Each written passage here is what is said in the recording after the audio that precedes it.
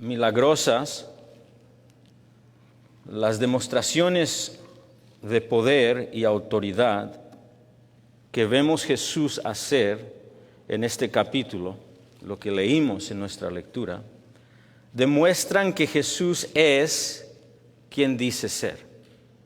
Esa es la meta de las señales y los milagros. Una vez más, estas señales que hemos estado estudiando en el Evangelio de Mateo, estos milagros, estos prodigios, estas demostraciones de autoridad y poder divino que Jesús está llevando a cabo en la carne, están aquí para demostrar, afirmar, confirmar que Jesús es quien dice ser. Continuamos justo donde nos quedamos la semana pasada. La semana pasada estudiamos el segundo milagro de 10 que va a resaltar Mateo, en Mateo 8 y 9. Y vimos que Jesucristo sanó al siervo del centurión. Y solo no tuvo que ir ni a su casa, solo tuvo que decir la palabra.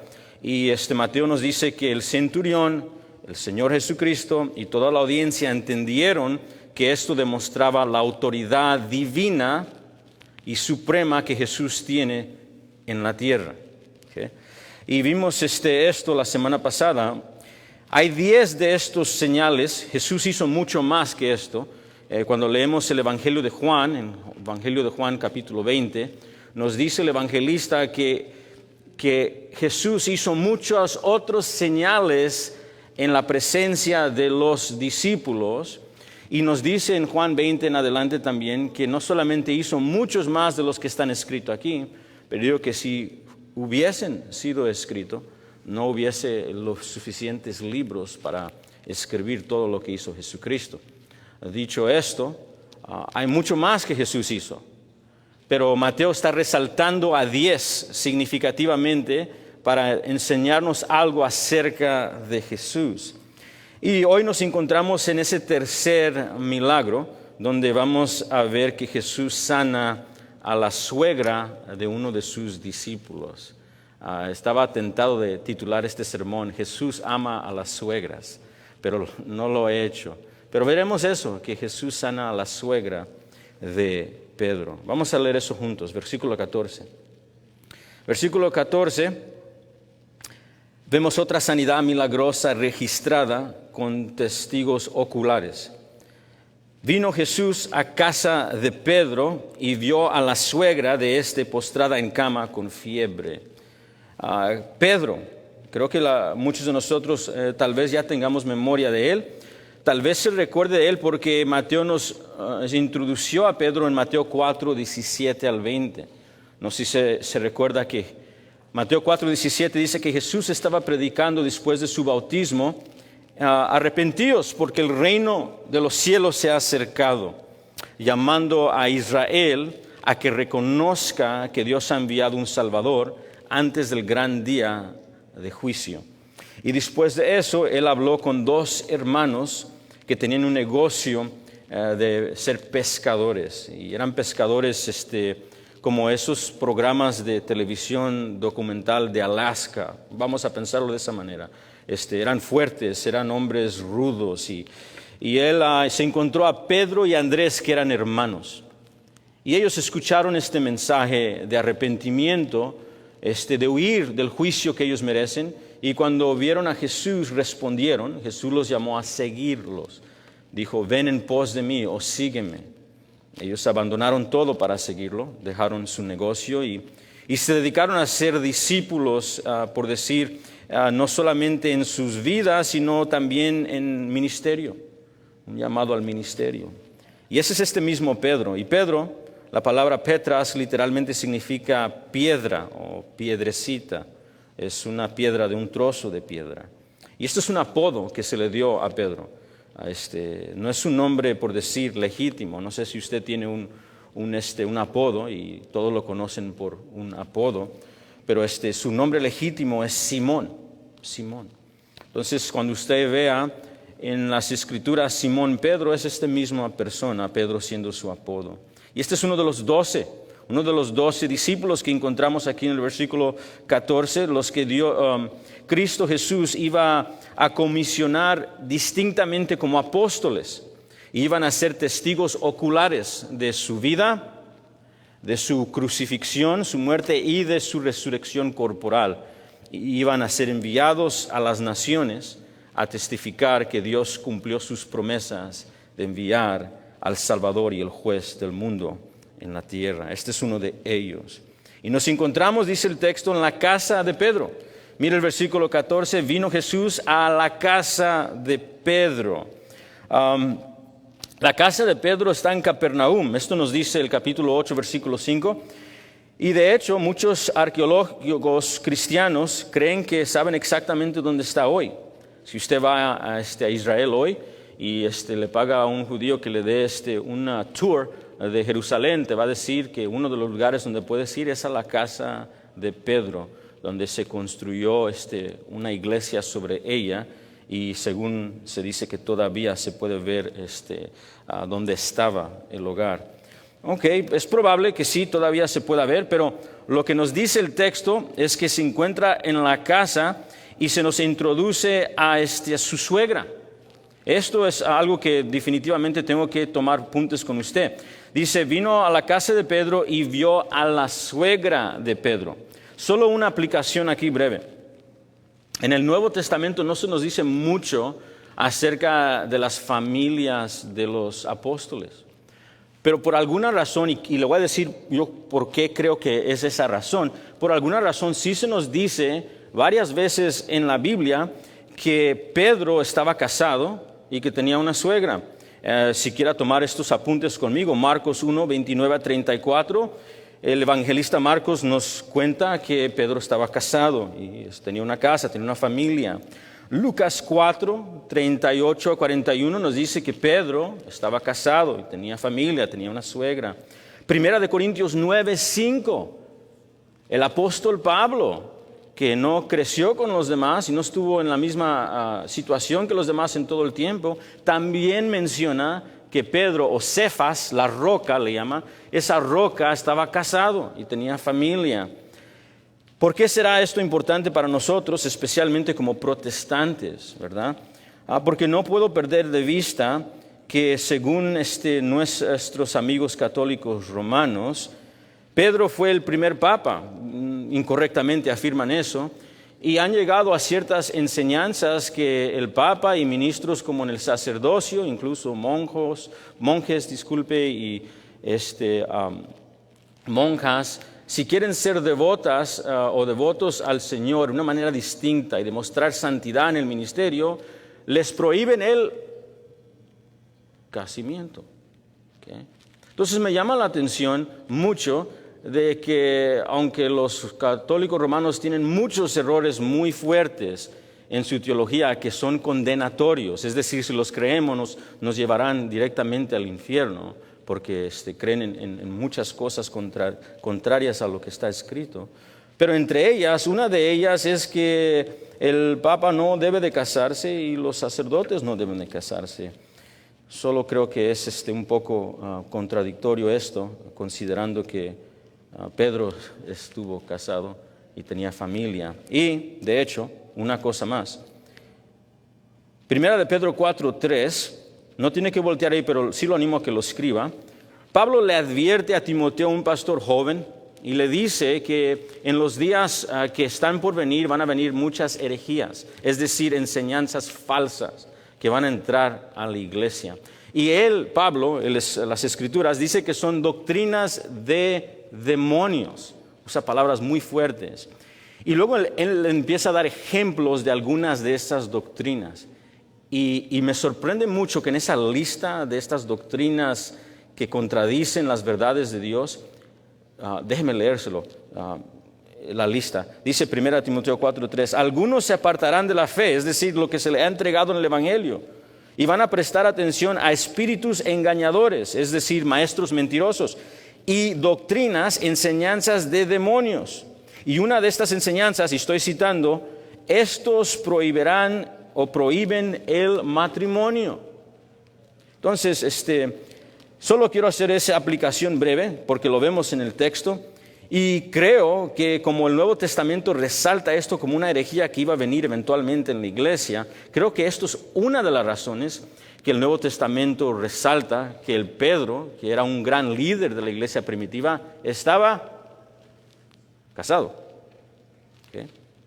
1 Corintios 9:5, Pablo dice que los apóstoles tenían el derecho de casarse y llevarse esposa en el ministerio. Ahí está, solo para empezar a ver por qué muchos de nosotros hemos dejado el catolicismo en cuestión de nuestras tradiciones y nos hemos arrepentido de ello. ¿Okay?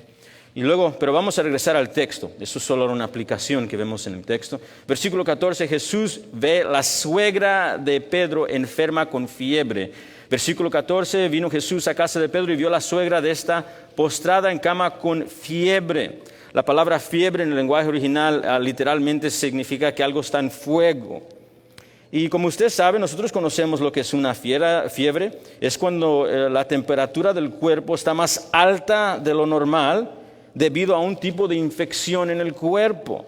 Ahora, usted y yo, cuando nos toca una fiebre o le toca una fiebre a nuestros seres queridos, a alguien grande de edad o un niño, nos preocupamos, especialmente qué tan alta sea y cuánto esté durando la fiebre. ¿Por qué? Porque una fiebre es un indicador que el cuerpo está siendo infectado y se tiene que parar eso o morirás.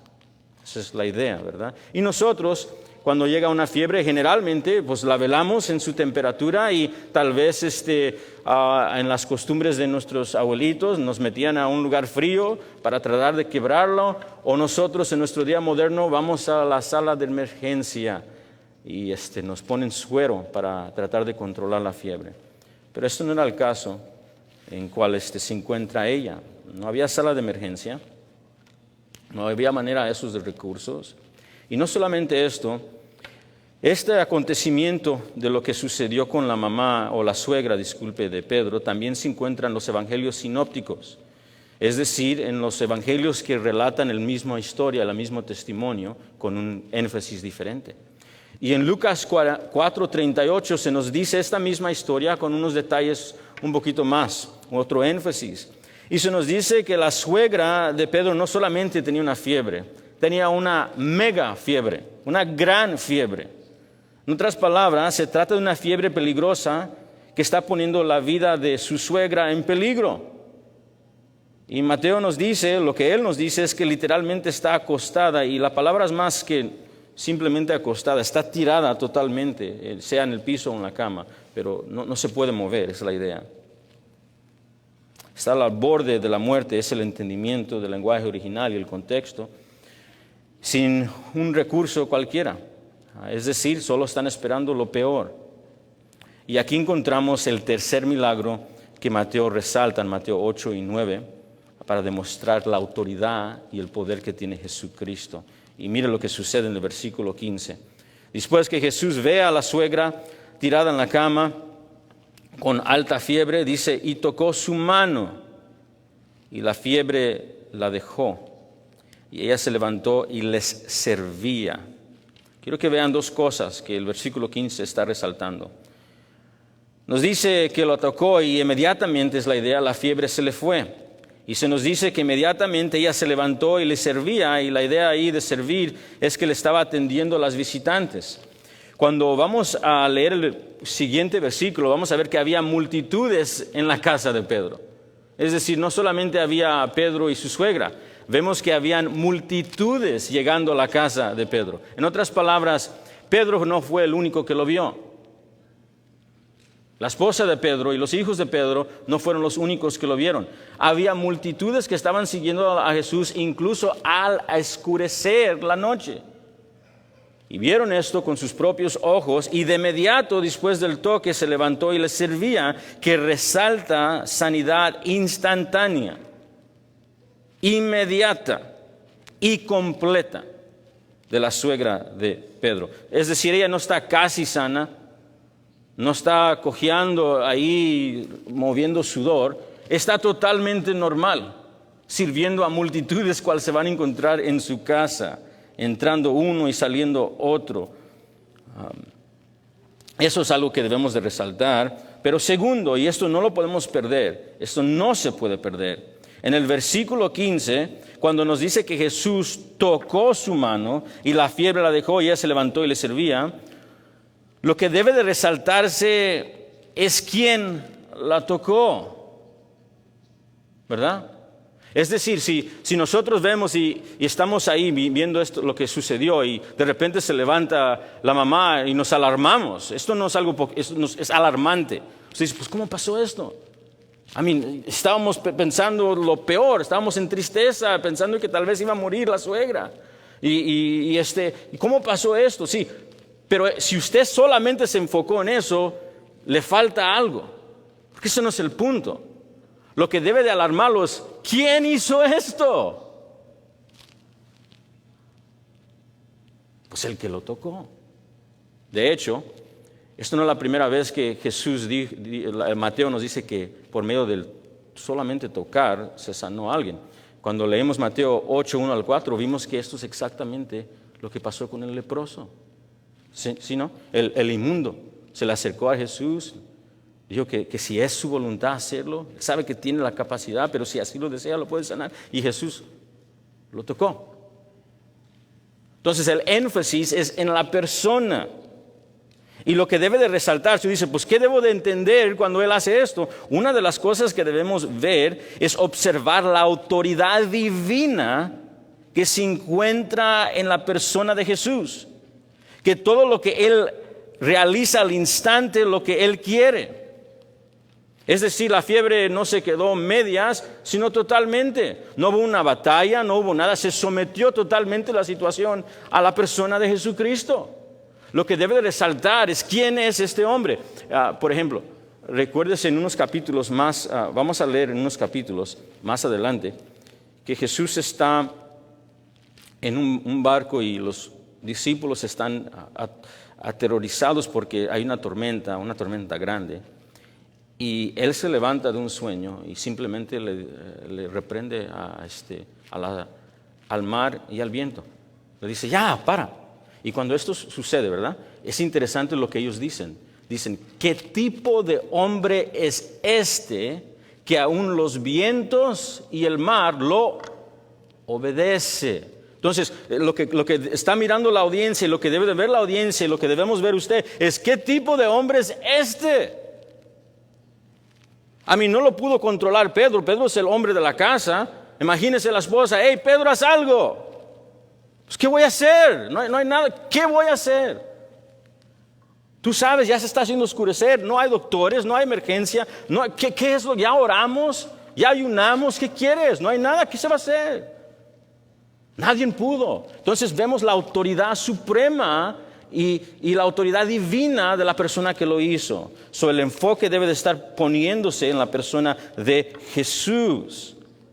Él es el que está resaltando aquí. Todo lo que Él quiere, todo lo que Él desea, sucede. Ahora, mientras nuestros ojos se ponen ahí, esto es solamente un milagro de muchos. Mira el versículo 16. Ahora, después de resaltar el tercer milagro, Él va a dar un sumario de lo que sucedió esa noche. Y en el versículo 16 dice, y cuando llegó la noche, trajeron a Él muchos endemoniados, y con la palabra echó fuera a los demonios y sanó a todos los enfermos. Jesús sana a muchos más. Si lo alarmó solamente la fiebre que se fue, ahora se va a alarmar mucho más al ver lo que está sucediendo en esa casa. Dice cuando llegó la noche. Hay un debate en por qué Mateo quiere describir que llegó la noche.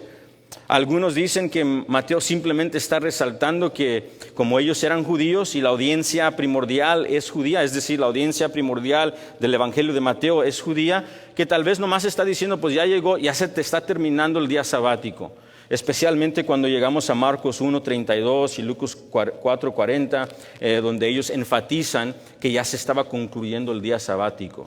Es probable, pero por lo menos Mateo nos está diciendo que ya se está llevando el día donde Jesús tiene que ya parar su día de trabajo, su día de estar ministrando.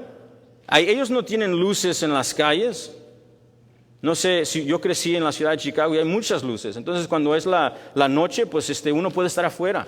Pero también me ha tocado estar en lugares donde eso no es el caso. En lugares donde es más agricultor. Y cuando llega la noche, significa que ya todos están en casa. Ya no están para afuera, ya no se mueve, ya es tiempo de dormir. Y cuando salga el sol, es otro día para trabajo.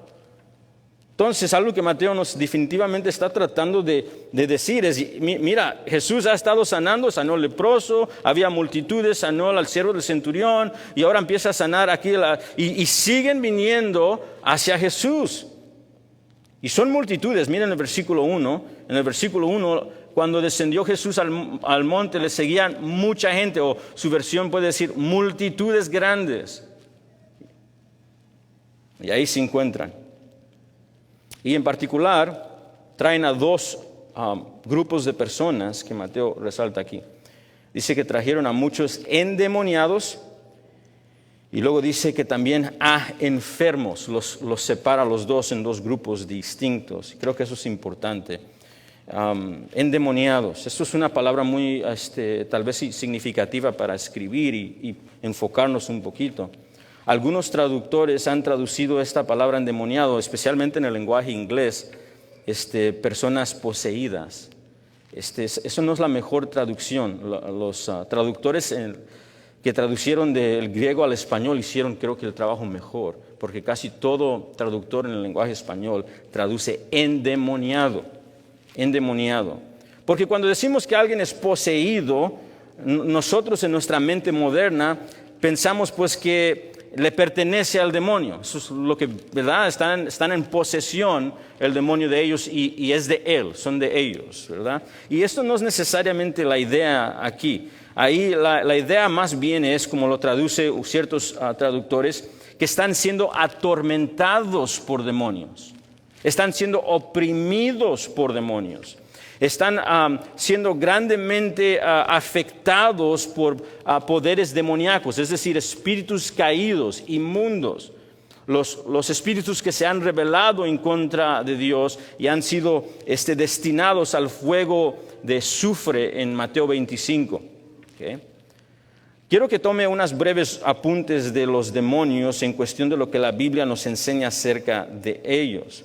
La Biblia nos enseña varias cosas acerca de los demonios, pero quiero que solamente hagamos un breve estudio, bien breve, de la manera que los evangelios hablan en cómo afectan el cuerpo físico o cómo pueden afectar el cuerpo físico de la humanidad. Cuando leemos los evangelios, por ejemplo, Marcos 5 al 9, vemos a un hombre endemoniado ahí y vemos que en esa ocasión, en Marcos, no tiene que voltear ahí, solo lo cita, en Marcos 5 al 9, vemos que en unas ocasiones los demonios pueden tomar control del cuerpo físico de sus víctimas, incluso hasta el punto de hablar a través de ellas. Cuando Jesús se baja del barco, ve a un hombre endemoniado y empieza a hablar el demonio con él, ¿verdad? También, en adición a eso, cuando leemos los evangelios, nos dicen que también los demonios pueden ser físicamente violentos en naturaleza hacia el humano, en Lucas 8:29. Es decir, pueden causar un tipo de dolor violento y físico en una persona humana. Incluso pueden dejar a algunos mudos. Algunos, no todos, pero en algunos. Marcos 9:17 al 22, encontramos a un hombre en cual el demonio, en alguna manera, tal vez misteriosa a nosotros, pero estaba causando que no pudiera hablar. En el Evangelio de Mateo vemos a demonios que pueden causar ataques epilépticos.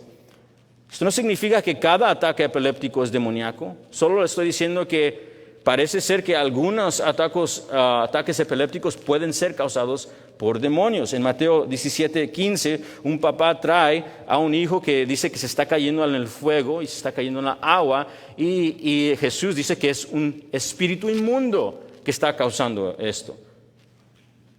Un poco más adelante, en Mateo 8:28, cuando lleguemos ahí eventualmente, veremos a varios demonios, es más, una legión de demonios. ¿No? Alrededor de 1,000 demonios en un tipo de ejército causando tormento a 2 hombres que vivían en los sepulcros. Y cuando leemos los evangelios, estos dos hombres tenían una dificultad mental, estaba afectando su mentalidad y su pensamiento, e incluso se estaban cortando a sí mismos en gran sufrimiento y tormento. Entonces vemos que en algunas ocasiones los demonios también pueden tener influencia y causar ataques de mente, usando fuerza abnormal en ocasiones, o haciendo perder el juicio mental, o causándoles efectos mentales y llevándose a hacer daños a sí mismo. Hay mucho más que decir, pero esto es lo que se nos da a conocer en las Escrituras. Ahora, con esto en mente, quiero que escriba lo siguiente, o tenga apunte mental de lo siguiente. Cuando leemos la Biblia, toda la Biblia, aprendemos que sí, los demonios tienen este tipo de influencia y pueden causar esto. Pero también aprendemos que no todas las enfermedades o dificultades mentales, o incluso la epilepsia o etcétera, son causados por demonios. La Biblia no enseña eso. La Biblia deja claro que los demonios pueden causar daños físicos. Considere aún el apóstol Pablo en 2 Corintios 12:7. Donde el apóstol Pablo dice que hay un mensajero de Satanás que le estaba causando un tipo de dolor físico. Pero no significa que toda enfermedad o toda dificultad mental o toda epilepsia es demoníaca. Le comparto esto para que no se vayan ninguno de nosotros a extremos, ni a juicios que son no honrables ante Dios, y sepamos discernir y no ir al extremo de que el demonio no hace nada. Hay algunos que dicen que los demonios no están activos, y eso no es lo que enseña la Biblia. Pero que no vayamos al extremo de decir, te enfermaste, estás endemoniado, esto sucedió, mi hijo está sufriendo, es que está endemoniado. No lleguemos a los extremos, leamos las Escrituras cuidadosamente. Pero el punto, ¿qué es el punto de Mateo decir, se sanó la suegra, todos están aquí mirando esto y de repente vienen muchos endemoniados? Piensen esto, endemoniados que están haciendo todo este tipo de dolor. Yo no sé de usted, una vez estuvo en Nueva York y vi a un hombre grande de 6'3" pies, fuerte. Incluso tenía ¿cómo se dice? Un cinto negro en artes marciales. Y estábamos hablando del Evangelio con sus parientes, y él vino y dijo, te escuché hablando del Evangelio. Digo, sí, dice, mira, tengo algo que decirte y nadie me cree. Y dice, nadie me cree. Dice, y digo, ¿qué está pasando? Y empezaron las lágrimas de sus ojos. Y dice que, según él, que él entró a un lugar de santería. Ya se mueve mucha santería allá en Nueva York. Dice, entré a un lugar de santería y necesitaba algo, necesitaba ayuda. Entonces la señora me dijo que me pusiera estos collares, dijera estas cosas y que todo me iba a salir bien. Y dijo, por un principio todo me salió bien, pero de repente algo me estaba molestando en la noche. Me está causando sufrimiento, no puedo dormir, no puedo pensar, y sé que está conectado a esas cosas. Y tengo miedo. Digo, mira que este hombre tan grande. Imagínense todos estos endemoniados entrando aquí. ¿Qué es la meta que quiere decir aquí Mateo? Pues mire el texto conmigo, el versículo 16. Y cuando llegó la noche trajeron a muchos endemoniados, y con una palabra echó fuera a los demonios.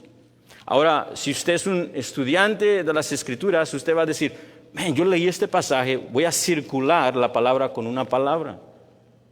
Porque apenas leímos la semana pasada que cuando llegó el centurión, ¿se recuerda? Y el centurión llegó con su petición de que su siervo estaba paralítico, en gran dolor. Y Jesús dice, pues yo voy a ir a la casa y te voy a ayudar. Y le dice, no. Dice, tú no tienes que ir. Dice, yo soy un centurión, soy un oficial de autoridad en el Imperio Romano. Y cuando yo tengo autoridad y tengo autoridad sobre mí, y yo le digo a mi siervo, haz esto, y ¿sabes qué? Él lo hace. Le digo que vaya para allá y él lo hace. ¿Sabes por qué? Porque tengo autoridad. Y tú eres el Mesías. Es decir, lo que se prometió en el Antiguo Testamento, esa visión donde Daniel 7 vio al Hijo del Hombre viniendo en las nubes y las naciones se postran ante Él. Este es el supremo juez. Dice, si tú lo dices, tú ni tienes que entrar al cuarto. Di tu palabra y se llevará a cabo porque tienes autoridad. Eso es lo que dijo el centurión. Y Jesús, ¿qué dijo? Claro que sí. Es así exactamente, y solo dio la palabra en un instante. Entonces, cuando vemos esto, vea el texto conmigo, versículo 16. Vinieron muchos endemoniados, y luego Mateo nos dice, y solo con la palabra los echó afuera.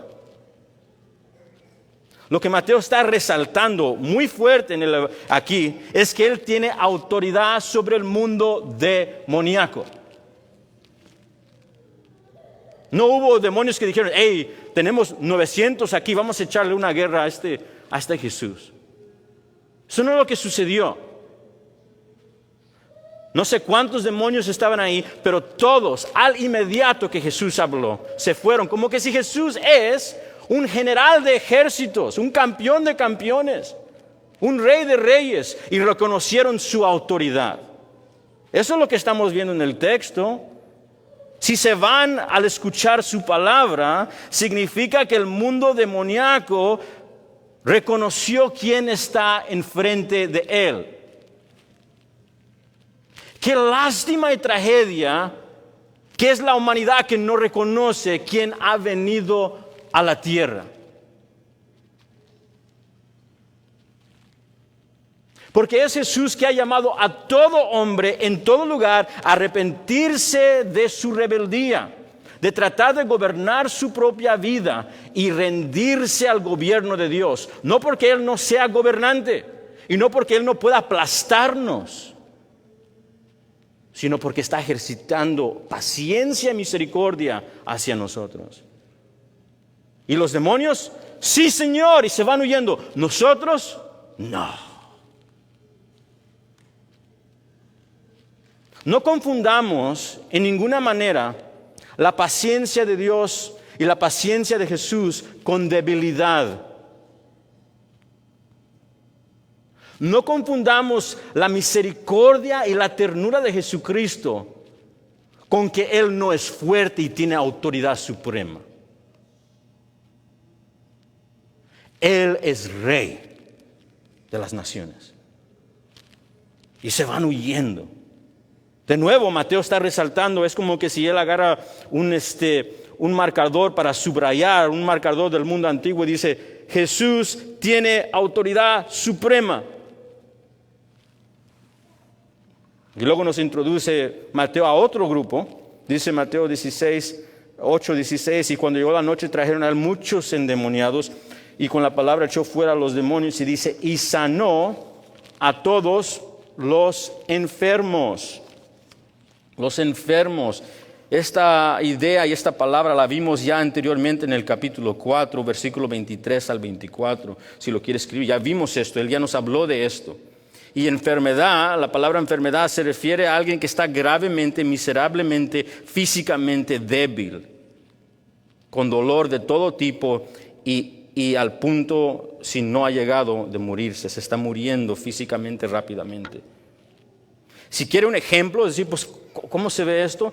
Pues usted puede entrar a un hospital y verlo, pero también puede entrar aquí en Mateo 8 y va a verlo, ya vio al leproso, ya nos dio ejemplos, ¿verdad? El leproso que viene a Jesús y está en desesperación de ser sano, de ya no tener esta infección de carne que está comiendo su carne. Y que lo ha llevado a ser desechado por la sociedad. Y nadie lo puede sanar, doctores no lo pueden sanar, cirujanos no pueden sanar, y curanderos no pueden sanar. Ya trataron todos, nadie lo pudo sanar. Como esos tipos de enfermos. O como el centurión que trajo pidió por la curación o la sanidad de su siervo.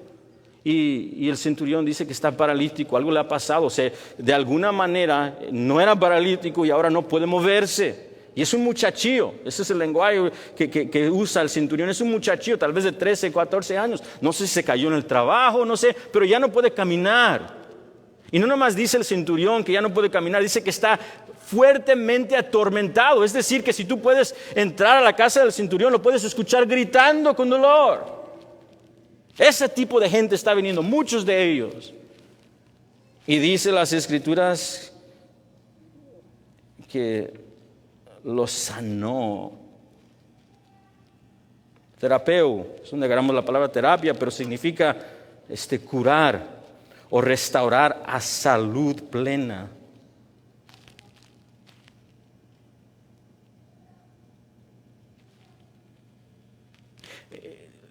mientras estaba tratando de pensar en esto, dije, Señor, no haré justicia en comunicar lo que estoy leyendo aquí. Porque imagínese, si tú ves a la suegra levantarse de así, no sé de usted, pero estoy tratando de ponerme ahí, me llegará como un temor. ¿Sí me explico? Estaba al punto de morir, de repente se levanta así como si nada. Yo creo que si estoy ahí me va a llegar como un temor de ¿qué está pasando aquí? Y luego piensen en esto, entran gente endemoniada que evidentemente escuchan voces ajenas. Y de repente él las echa afuera. Creo que el lugar se llena de temor. ¿Qué está pasando aquí? Y aquí hay muchos de ellos. Esta escena no le puedo hacer justicia como predicador para describir lo que está sucediendo aquí. Esto es alarmante. Y mire esto. Dice todos de ellos.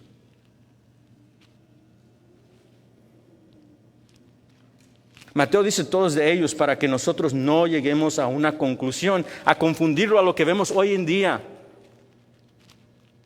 Donde gente tira servicios de sanidades los miércoles y llegan gentes medio sanados. Y parcialmente sanados.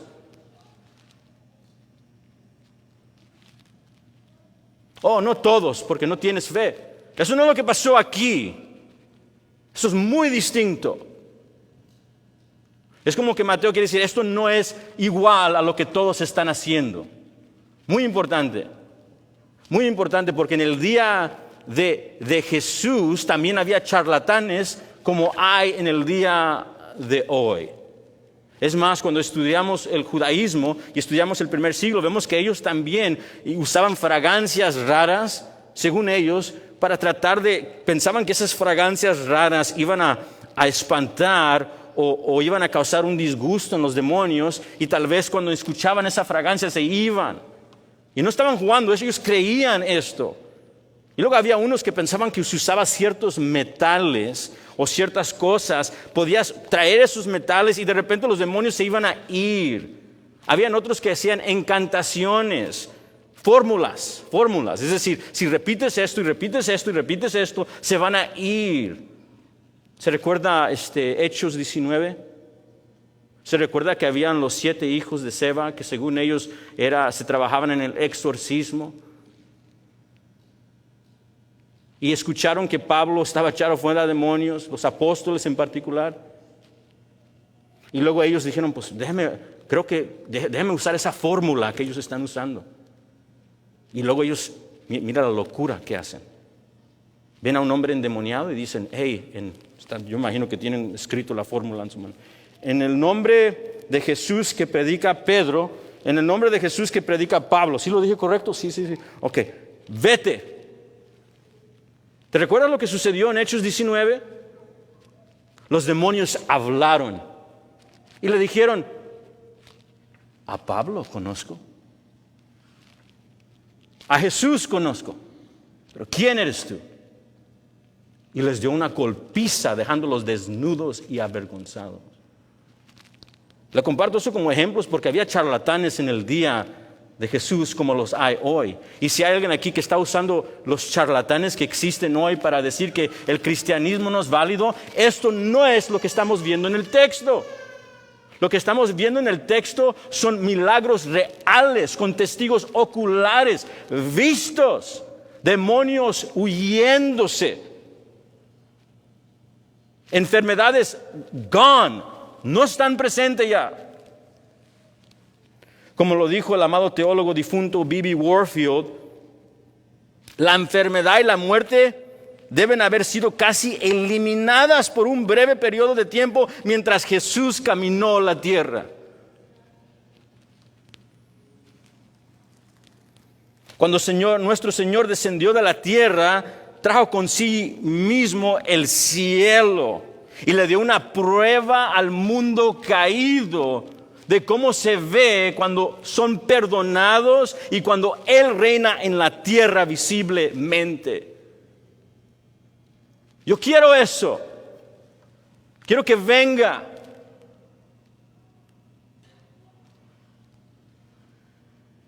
Que reine visiblemente para que el pecado sea erradicado y las consecuencias del pecado se vayan y la batalla que el cristiano tiene diariamente con el pecado también sea erradicada. ¡Qué mundo tan precioso si Cristo reina en la tierra! Él no está dando un previsto de ello. Eso es lo que está haciendo. Te está dando un previsto, una prueba, un preview, como una película cuando te dan un previsto de lo que vas a ver. Te está dando un previsto de cómo se ve cuando Él venga en la segunda venida y establezca su reino visible aquí y el pecado sea erradicado y las consecuencias del pecado ya sean removidas.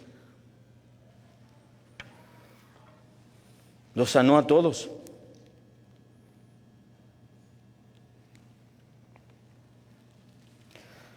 Lo que debemos de ver en el ministerio de sanación es que Mateo quiere que veamos el ministerio de sanación único y exclusivo de Jesucristo. Hágame un favor y vaya a Mateo 9:33. Bien rápido vaya a 9:33. Quiero que lo vea, para que vea que lo que le estoy compartiendo no es mi interpretación, es lo que dice el texto. Es lo que dice el texto. Mire el versículo 32. Mientras salían ellos, he aquí le trajeron, Mateo 9:32. Mientras salían ellos, he aquí le trajeron a un mudo endemoniado. ¿Sí lo ve? Es otro ejemplo. Mira, y echado fuera al demonio, él lo echó con una palabra. El mudo habló. Imagínense eso. No sé si ha llegado, yo he tenido a un buen amigo que ya falleció de cáncer, pero era mudo, nació mudo. Toda su vida fue mudo. Imagínense que de repente hable, el terror que debe llegar al verlo. ¿Cómo es posible? ¿Qué pasó aquí? What is happening? ¿Qué está pasando? Y mire lo que pasa. El mudo habló y la gente se maravillaba. Es la idea de temor y asombra. Y mira lo que dijeron y decían: nunca se ha visto cosa semejante en todo o en Israel. Esa es la conclusión que Mateo quiere que veamos. No hay nadie como Él. Jesús resalta y no hay nadie como Él. Tiene una autoridad divina que nadie más tiene. Él es Emmanuel, Dios con nosotros, la segunda persona de la Trinidad en carne y hueso, verdaderamente Dios y verdaderamente hombre en la tierra. Exclusividad.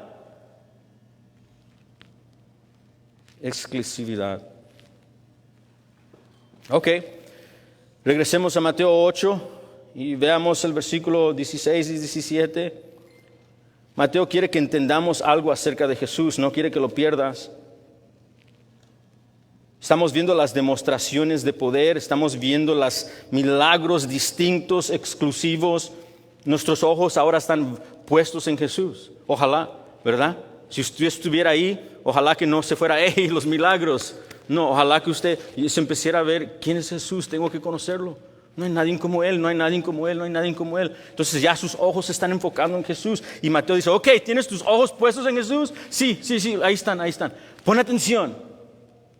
Porque esta es la razón por cual Él está haciendo esto. Versículo 17. Mateo 8, 17 dice: ¿para qué? O si quiere leamos el versículo 16 para verlo junto. Y cuando llegó la noche le trajeron muchos endemoniados y con la palabra echó fuera los demonios y sanó a todos los enfermos. Escucha esto. ¿Para qué? ¿Qué? Esta frase es importante porque nos dice a nosotros que Mateo nos va a explicar el propósito y la meta de cual Él está haciendo lo que está haciendo. Es por esta razón. Esta es la conclusión que debemos de llegar nosotros. Entonces, para que se cumpliese lo dicho por el profeta Isaías cuando dijo: Él mismo tomó nuestras enfermedades y llevó nuestras dolencias. ¿Okay? ¿Para qué? Para que se cumpliese. Cumpliese significa para que lograra, para que llevara a cabo. Es una frase muy importante en el Evangelio de Mateo. Mateo la usa muchas veces. Le voy a dar muchas citas, creo que las escriba. La usó en Mateo 1:22. ¿Se recuerda cuando el ángel se le presentó a José y él estaba contemplando? Dice, pues ¿cómo está embarazada mi prometida si yo no la conozco? ¿Qué está pasando aquí? Y luego llegó el ángel y le dijo, José, hijo de David, cásate con ella, no te preocupes por lo que está engendrado ella, es obra del Espíritu Santo.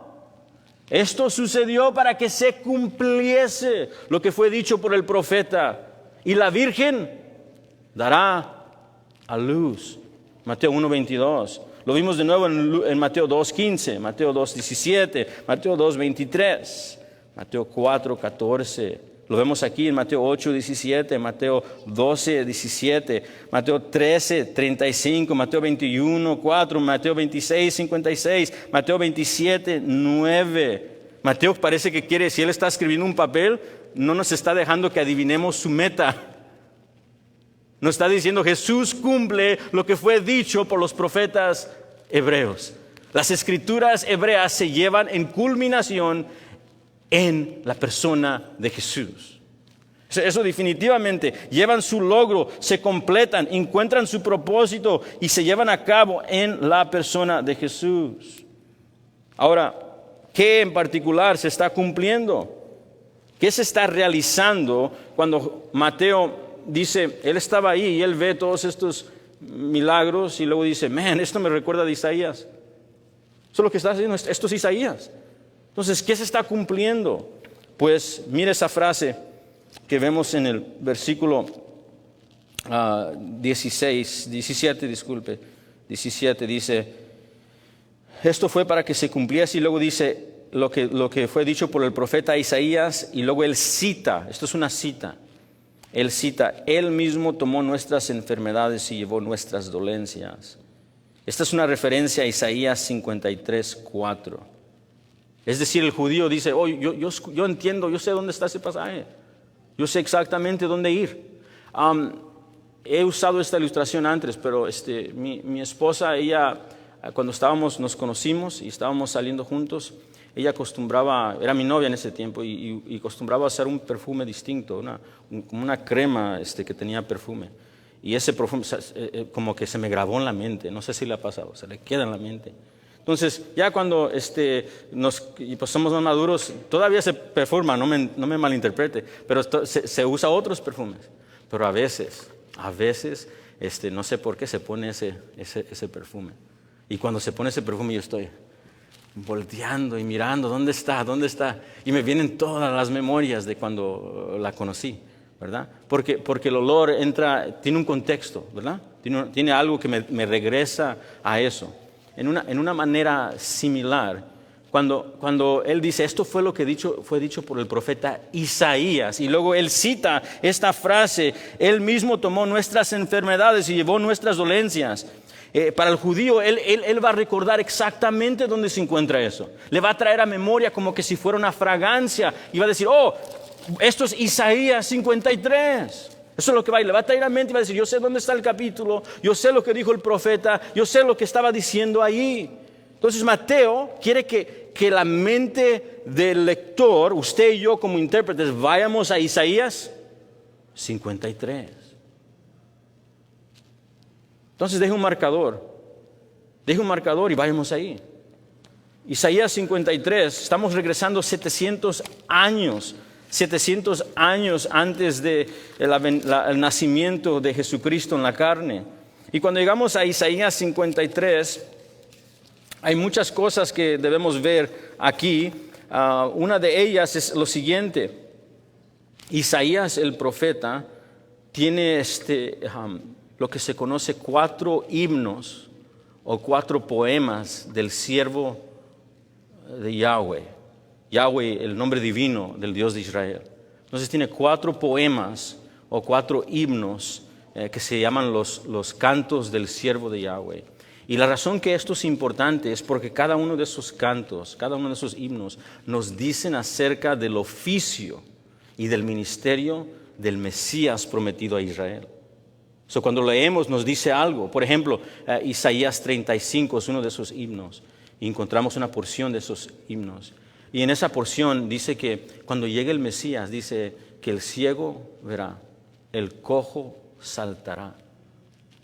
Es decir, nos está diciendo Isaías que una manera que vamos a identificar el Mesías es que cuando Él esté en la tierra van a haber prodigios y milagros que van a decir, este es, Él es el Salvador, Él es el que viene a reinar, Él es el que va a remover los enemigos de Dios de la tierra. Entonces Israel pone atención y empieza a estudiar y esperar a ese gran día. Entonces regresamos ahí, pues cuando vamos a Isaías 53, encontramos el último himno del siervo de Yahweh. Es decir, hay 4, este es el último. Y en el último, Él nos dice algo que los judíos se rompían la cabeza a entender, que cómo es posible que este va a ser el que es victorioso, cómo es posible que Él es el que va a hacer los milagros y prodigios, cómo es posible el que va a restaurar todas las cosas, porque en este himno último lo vemos sufriendo. Isaías 53, mire conmigo, y este es el texto que está citando Mateo, versículo 4, hablando de este siervo de Yahweh. Ciertamente llevó Él, el siervo de Yahweh, nuestras enfermedades y sufrió nuestros dolores, y nosotros le tuvimos por azotado, por herido de Dios y abatido. Versículo 5. Mas Él, el siervo de Yahweh, fue herido por nuestras rebeliones, molido por nuestros pecados. El castigo de nuestra paz fue sobre Él, y por su llaga fuimos nosotros curados. Okay. Creo que usted notó que esto es lo que está citando Mateo.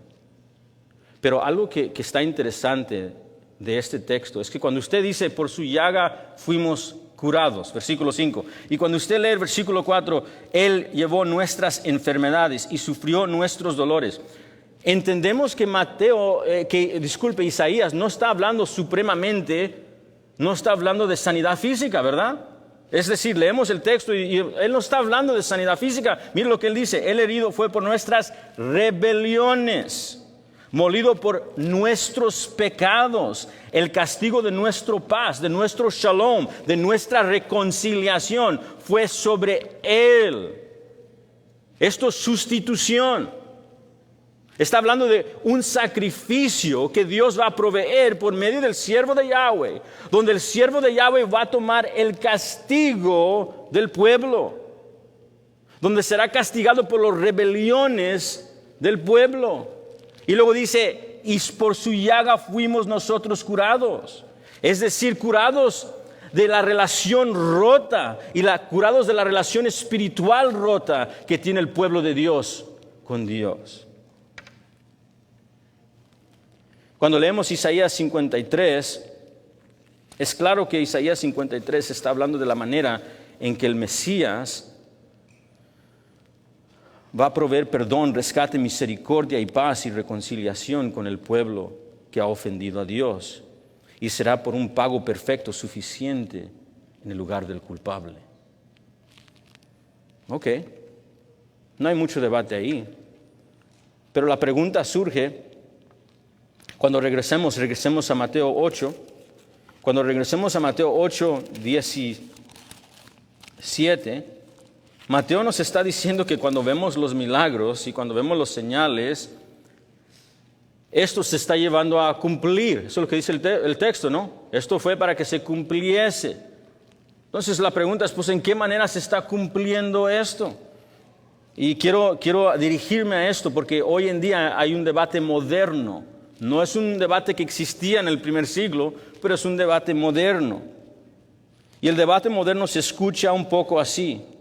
Algunos, no todos, pero muchos predicadores carismáticos, prominentes de la televisión y de las redes sociales, han enseñado incorrectamente que Mateo 8:17, que Mateo cuando cita Isaías 53:4, en particular esa frase, Él mismo tomó nuestras enfermedades y llevó nuestras dolencias, muchos enseñan incorrectamente que la sanidad divina, inmediata y milagrosa, para la vida del cristiano es tuya por medio de la cruz en cual Jesucristo murió. Es decir, cuando Él murió en la cruz, Él no solamente murió por los pecados de su iglesia, sino para que todos los que creen en Él sean sanos y experimenten la sanidad hoy. Y la manera de obtener esta sanidad, acuerdo a esta enseñanza, es que tú lo tienes que creer, porque ya fue hecho. Las Escrituras dicen que por sus llagas fuimos sanados. Las Escrituras dicen que Él tomó nuestras enfermedades y llevó nuestras dolencias. ¿Lo crees? ¿Sí ve cómo funciona esto? Ahora, si quiere escuchar cómo se escucha esto de la boca de un predicador, pues le puedo citar uno de ellos. Smith Wigglesworth, que era conocido como un sanador pentecostal en el siglo XIX, famoso. Él predicó varios sermones, pero en uno de ellos predicó que estaba enseñando que muchos cristianos están enfermos porque no están creyendo y clamando, según él, la sanidad que fue ganada o comprada en la cruz. Que si solo lo creyeran, fuera de ellos. Y déjenme citarle un poco de su sermón. Esta es cita de Smith Wigglesworth. Dice, surge la pregunta, ¿la salvación y la sanidad para todos? Sí, son para todos los que se esfuerzan y obtienen su porción. Hoy en día hay muchos hijos de Dios, cristianos, que rechazan su porción de salud, la sanidad que puede ser de ellos hoy, rechazan la porción de su salud comprada con la sangre en Cristo y la están despreciando. Es decir, es tuya, pero no la estás obteniendo. Hay sanidad, dice Wigglesworth, hay sanidad por medio de la sangre de Cristo y liberación para cautivo. Y él está hablando, en este contexto, no está hablando de cautividad del pecado. Él está hablando de cautividad de tus enfermedades. Cuando lees todo el sermón, empieza a dar muchos ejemplos de gente enferma que se sanó, según él, acuerdo a su teología y doctrina. Sigo leyendo a Wigglesworth. Dios nunca quiso que sus hijos vivieran en la miseria debido a alguna aflicción que viene directamente del diablo. Me viene a memoria 2 Corintios 9, donde Pablo le pedí 3 veces al Señor. Y Él me dijo, y lo llamó el mensajero de Satanás, bástate con mi gracia. No sé si Wigglesworth está correcto en esto. Wigglesworth continúa diciendo, una expiación perfecta se hizo en el Calvario. Creo que Jesús llevó mis pecados y estoy libre de todos ellos. Soy justificado de todas las cosas si me atrevo a creer. Él mismo tomó, escuche esto, nuestras debilidades y llevó nuestras enfermedades. Si me atrevo a creer, puedo ser sanado. No sé si entiendo lo que está diciendo Wigglesworth. Wigglesworth está diciendo que en la cruz Cristo no solamente murió para perdonarte de tus pecados, Él murió para que puedas ser sano hoy. Ahora bien, no todos los carismáticos afirman de esta manera severa que lo está afirmando ellos, pero hay algunas interpretaciones bastante extremas y erróneas, como las de Wigglesworth, que dicen que esto es tuyo ahora inmediato, solamente que si crees y si no es tuya inmediatamente, tiene que ver con algo, falta de fe tuya. O tiene que ver con algo que no estás entendiendo tú hoy. Le comparto esto porque esto no es lo que Mateo está enseñando. Si ve cómo esta enseñanza totalmente está ajena al texto. Esto no se encuentra en ninguna parte de este texto.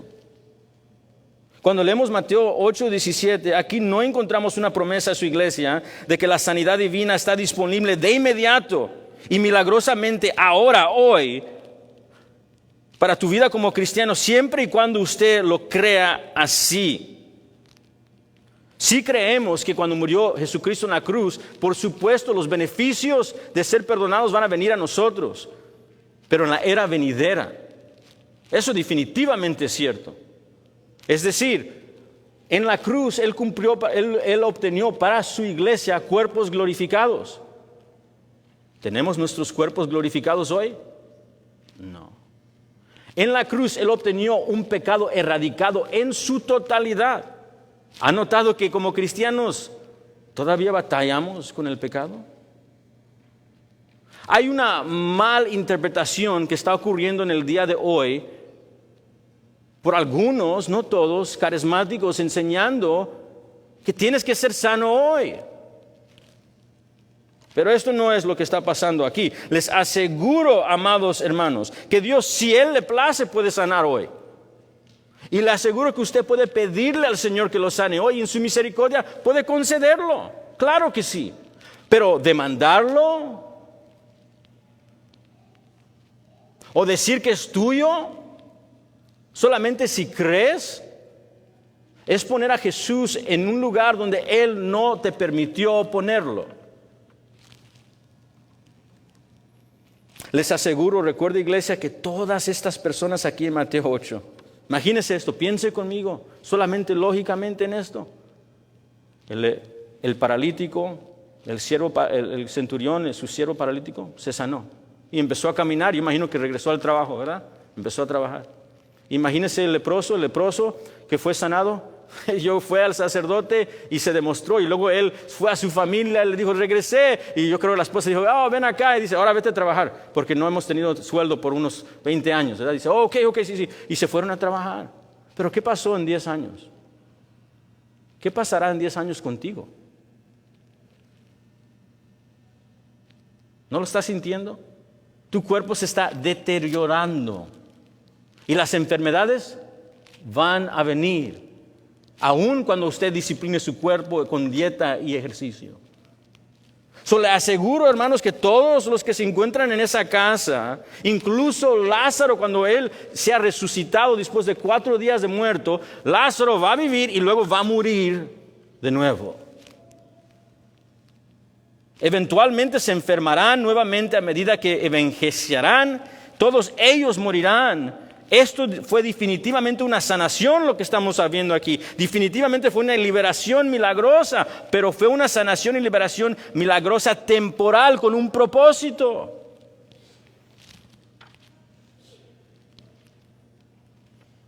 Fue temporal con un propósito de que Jesús le dijera, si confías en mí,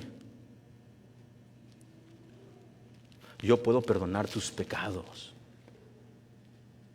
¿Sabías que nuestros pecados son nuestros pecados y el pecado de Adán, que fue el resultado de toda esta caída? No toda enfermedad, amados, es debido a un pecado personal. ¿Sí o no? Leamos la Biblia. No todo. Nació el hombre ciego en Juan 9 y le dijeron a Jesús, ¿quién pecó? ¿Este hombre o sus padres? Y él dice, ninguno. Eso no fue un pecado personal. Algunos sí,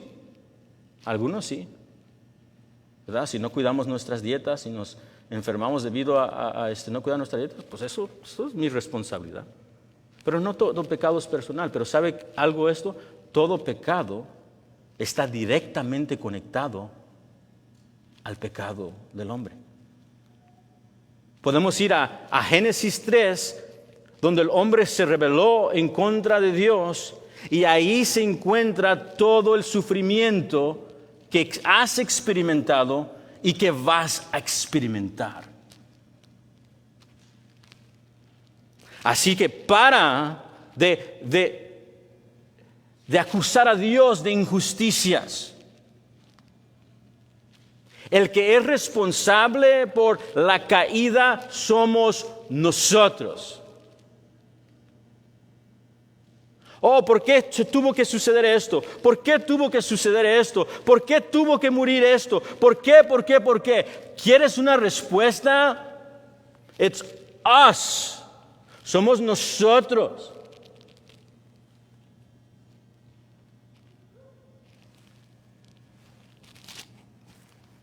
Un escritor correctamente lo dijo de la siguiente manera: todo sufrimiento en el mundo, en última instancia, se remonta al pecado.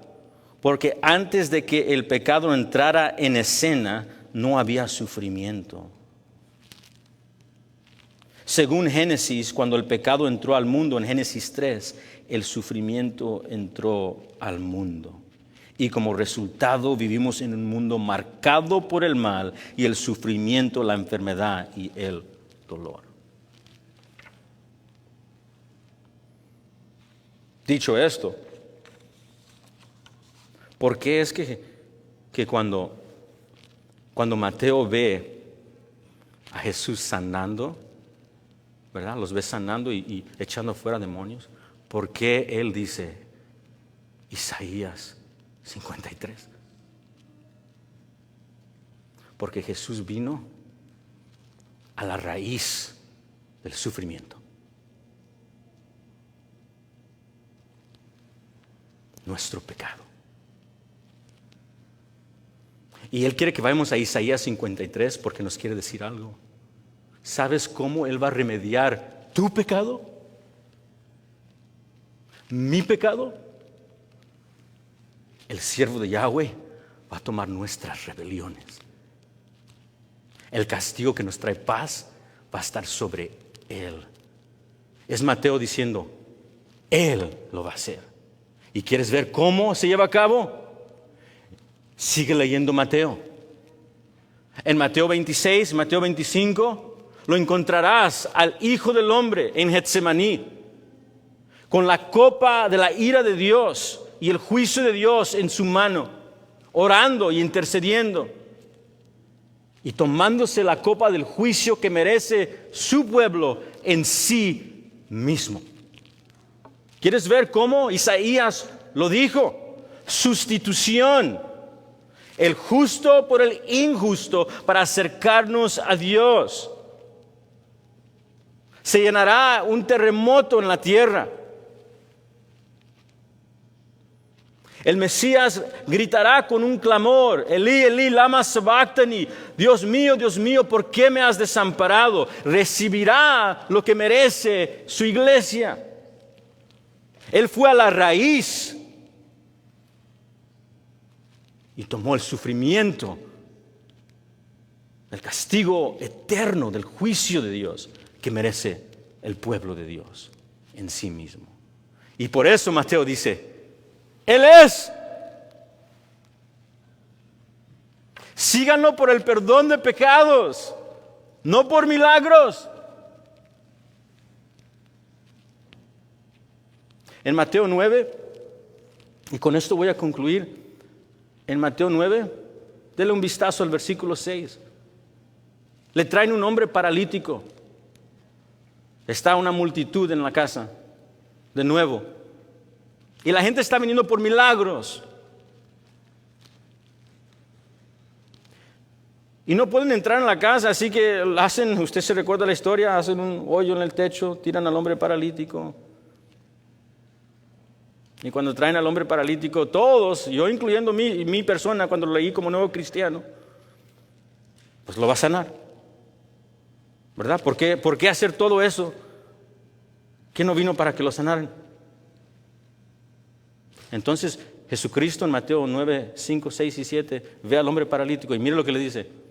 Dice, hijo mío, tus pecados son perdonados. Él lo entendió. Él lo entendió. ¿Sabe lo que significa? Él dijo, lléveme con Él. No por milagro, para perdón. Necesito perdón de mis ofensas. Necesito que me perdone por mi rebelión. Necesito que me perdone por mi arrogancia. Porque todas estas cosas han venido por mi pecado. Y luego dice que los fariseos dijeron entre sí mismos, pues ¿quién es este hombre? ¿Quién se cree? Solo Dios puede perdonar pecados. Buena teología. Muy correcto, fariseo. Solo Dios puede perdonar pecados. Correcto. Y Jesús, sabiendo exactamente lo que estaba en sus corazones, dijo, para que sepáis que el Hijo del Hombre tiene autoridad en la tierra para perdonar pecados, dice, hey, hijo mío, levántate, tómate tu lecho. Vete, vete, vete. Se levanta. Otro milagro. Y cuando Él se levanta, si usted está poniendo atención al milagro, no entendió nada. Cuando Él se levanta, lo que Jesús quiere que veamos, Él perdona pecados. Y luego siga leyendo Mateo 9. ¿Sabes quién lo sigue inmediatamente después de eso? Mateo, un recaudador de impuestos. Y luego llegan a la casa de Mateo, un recaudador de impuestos, y dice el texto que está llena la mesa de pecadores. ¿Por qué? Esta es la respuesta. Estas demostraciones de la autoridad y el poder divino que estamos viendo en la persona de Jesús, estas señales milagrosas de autoridad y poder divino, nos demuestran que Jesús es quien dijo ser. Él puede y tiene autoridad para perdonarnos. Y por eso vino el centurión, y por eso se atrevió el malhechor, aunque había ofendido a Dios y estaba junto a Jesús, le dijo: quiero estar en tu reino. Y por eso vino Pedro, y por eso vino Mateo, y por eso vino usted, oh pecador, que vino a Jesucristo. Porque Él tiene autoridad de perdonar a pecadores. Y se llena su mesa de judíos y gentiles, del este al oeste, de pecadores perdonados, que han puesto su fe y confianza en Jesucristo.